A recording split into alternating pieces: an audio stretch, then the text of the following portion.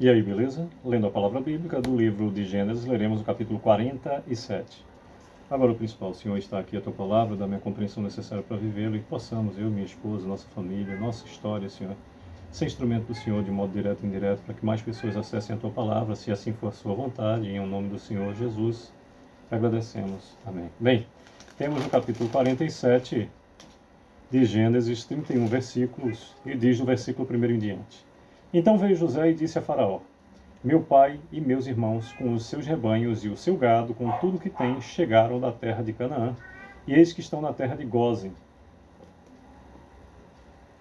E tomou 5 dos seus irmãos e os apresentou a Faraó. Então perguntou Faraó aos irmãos de José: Qual é o vosso trabalho? E eles responderam: Os teus servos somos pastores de rebanho, tanto nós como nossos pais.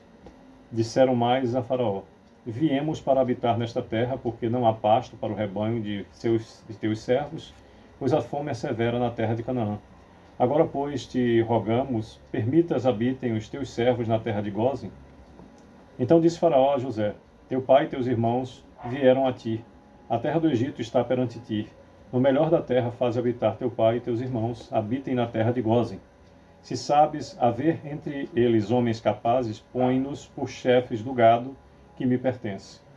Trouxe José a Jacó, seu pai, e o apresentou a Faraó. E Jacó abençoou a Faraó. Perguntou Faraó a Jacó: Quantos são os dias dos anos da tua vida? Jacó lhe respondeu: Os dias dos anos das minhas peregrinações são 130 anos. Poucos e maus foram os dias dos anos da minha vida, e não chegaram os dias dos anos da vida de meus pais, nos dias das suas peregrinações. E tendo Jacó abençoado a Faraó, saiu de sua presença. Então José estabeleceu a seu pai e a seus irmãos e lhes deu possessão na terra do Egito, no melhor da terra, na terra de Ramsés, como Faraó ordenara. E José sustentou de pão a seu pai, a seus irmãos e a toda a casa de seu pai, segundo o número de seus filhos. Não havia pão em toda a terra, porque a fome era muito severa, de maneira que desfalecia o povo do Egito e o povo de Canaã por causa da fome. Então José arrecadou todo o dinheiro que se achou na terra do Egito e na terra de Canaã, pelo cereal que compravam, e o recolheu à casa de Faraó. Tendo-se acabado, pois, o dinheiro na terra do Egito e na terra de Canaã, foram todos os egípcios a José e disseram: Dá-nos pão, porque haveremos de morrer em tua presença? Porquanto o dinheiro nos falta. Respondeu José: Se vos falta o dinheiro, trazei o vosso gado. Em troca do vosso gado, eu vos suprirei. Então trouxeram o seu gado a José, e José lhes deu pão em troca de cavalos, de rebanhos, de gado, de jumentos, e os sustentou de pão aquele ano em troca de seu gado. Fim daquele ano, foram a José no próximo ano e lhe disseram: Não ocultaremos a meu senhor que se acabou totalmente o dinheiro.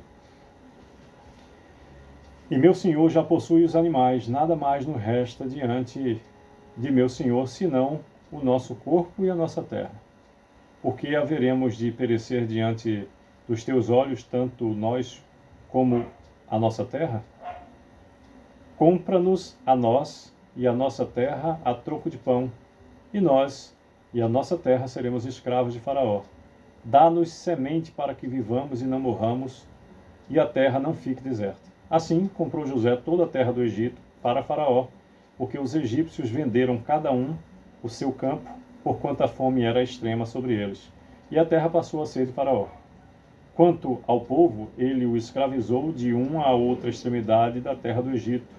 Somente a terra dos sacerdotes não a comprou ele, pois os sacerdotes tinham porção de Faraó e eles comiam a sua porção que Faraó lhes tinha dado. Por isso não venderam a sua terra. E então disse José ao povo: Eis que hoje vos comprei a vós outros e a vossa terra para Faraó.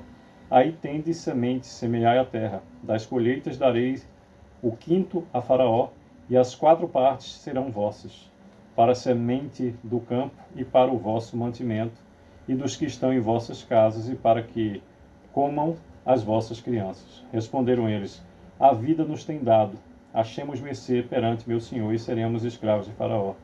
E José estabeleceu por lei até o dia de hoje que, na terra do Egito, tirasse Faraó o quinto. Só a terra dos sacerdotes não ficou sendo de Faraó. Assim, habitou Israel na terra do Egito, na terra de Gósen. Nela tomaram possessão e foram fecundos, e muitos se multiplicaram. Jacó viveu na terra do Egito 17 anos, de sorte que os dias de Jacó, os anos da sua vida, foram 147. Aproximando-se, pois, o tempo da morte de Israel, chamou a José, seu filho, e lhe disse: Se agora achei mercê a tua presença, rogo-te que ponhas a mão debaixo da minha coxa e uses comigo de benevolência e de verdade, rogo-te que me não enterres no Egito, porém que eu jaza com meus pais. Por isso me levarás do Egito e me enterrarás no lugar da sepultura deles. Respondeu José: Farei segundo a tua palavra. 31º e último versículo do capítulo 47 de Gênesis nos diz: Então lhes disse Jacó: Jura-me. E ele jurou-lhe, e Israel se inclinou sobre a cabeceira da cama. Pois bem, por meio de todo os 31 versículos do capítulo 47, nos fala Gênesis sobre Israel, do versículo 1 ao 12, que Israel é apresentado a Faraó, e do 13º até ao 31º fala sobre José e como ele compra toda a terra do Egito para Faraó. Sobretudo, do versículo 13 ao 31, nos está demonstrado que, independente da circunstância, por mais agradável ou desagradável que ela seja, carrega em si oportunidades que o respectivo preparo bem feito, com consistência e com competência, se há preparo sólido, quando as oportunidades surgirem, valorosos negócios serão feitos. Nesse caso, José compra toda a terra do Egito para Faraó, exceto aquela que não necessitaria ser comprada, que era a terra dos sacerdotes. Somente a terra dos sacerdotes não a comprou ele, pois os sacerdotes tinham porção de Faraó e eles comiam a sua porção que Faraó lhes tinha dado. Versículo 22. Interessante é a gente observar. Às vezes nós temos objetivo por uma realização de um negócio e uma das partes está negando. E quantas vezes nós observamos que durante curto espaço de tempo as circunstâncias mudam e aquele que rejeitou fechar um negócio vem buscar ofertando